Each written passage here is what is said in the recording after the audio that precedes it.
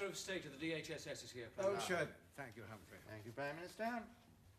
Dr. Thorn, Prime Minister. Sir Humphrey. Peter, come in. Sit down. Now, you wanted to talk to me about, Cigarettes. Yes. You read my paper. Yes, absolutely. How did you react? Well, I wonder if you could summarize it in your own words. Those were my own words. Yes, exactly, of course. But the Prime Minister often finds that a brief verbatim summary clarifies the emphasis and focuses on the salient points. Salient points, precisely. Well, briefly, I'm proposing that the government should take action to eliminate smoking. Complete ban on all cigarette sponsorship and advertising, even at the point of sale. £50 million to be spent on anti-smoking publicity. Ban smoking in all public places. And progressive deterrent tax rises over the next 5 years until a packet of 20 costs about the same as a bottle of whiskey. Isn't that rather drastic? Absolutely. It should reduce smoking by at least 80%. 90% if we're lucky, and drive the tobacco companies out of business. Yes. Well, Peter, of course, you know I agree with you. Basically, smoking should be stopped. Oh, no question. And we will stop it in due course, at the appropriate juncture, in the fullness of time. You mean forget it? Oh, no, absolutely. But we must be realists. You and I weren't born yesterday. No, and we didn't die yesterday. What? 300 people did, prematurely, as a result of smoking. 100,000 deaths a year, at least. It's appalling, but you know what would happen if I took this to Cabinet? You know what the Treasury would say? Yes, they'd say that smoking brings in £4 billion a year in revenue, and we can't manage without it. You can't beat the Treasury. No, not with financial arguments, but this is a moral argument. Yes, but even... Wait a minute. I've got an idea. This could be a way to beat the Treasury. You mean you'll support me? You've made your point. We'll give it a try. I'll even read your report. Again. This could be very interesting. Thank you very much indeed. But will you support me? Well, not publicly. It would undermine my position, undermine the argument, if I were to support you from the start. I have to be seen as the impartial judge who is swayed by the force of the argument. Yes, I see that. But off the record, I'd like to see this pushed very hard indeed. I'd like to see you make some speeches on it. Peter, thank you very much indeed.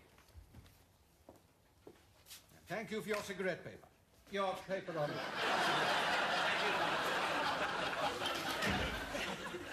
Show him in there. Dr. Thorn. Peter, what can I do for you? I've just had some very exciting news. We've got full backing from the BNA, the Royal College of Physicians, and 8 other top scientific and medical colleges. Marvellous.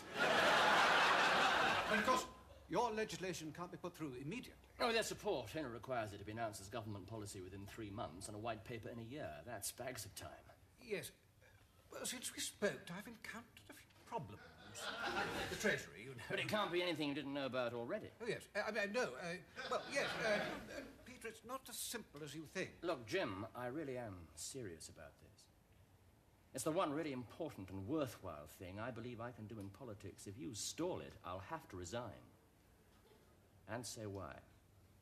Oh, excuse me, Prime Minister. Could Sir Humphrey see you urgently just for a moment? Would you mind waiting outside for a moment, Peter? Yes.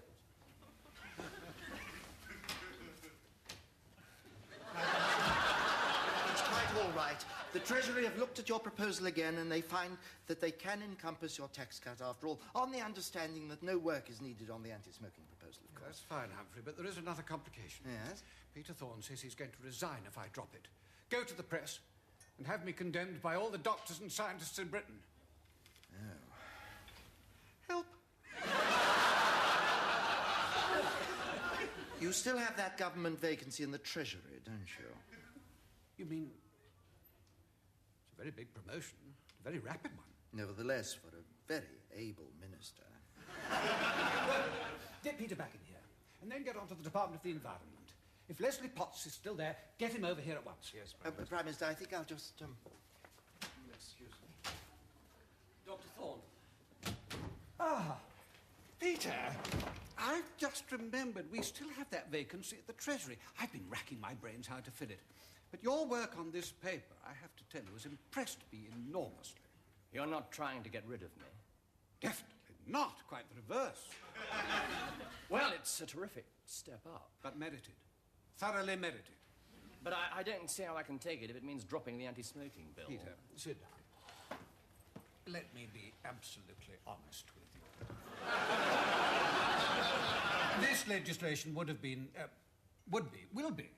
very difficult to get through. The Treasury is the key. That's the real stumbling block, not the Department of Health. Now, it'll take a bit longer, but if you were inside, learning the ropes, we'd have a much better chance of a really watertight, foolproof act when it did get to the statute books. Believe me. So my proposals aren't dropped? Absolutely not.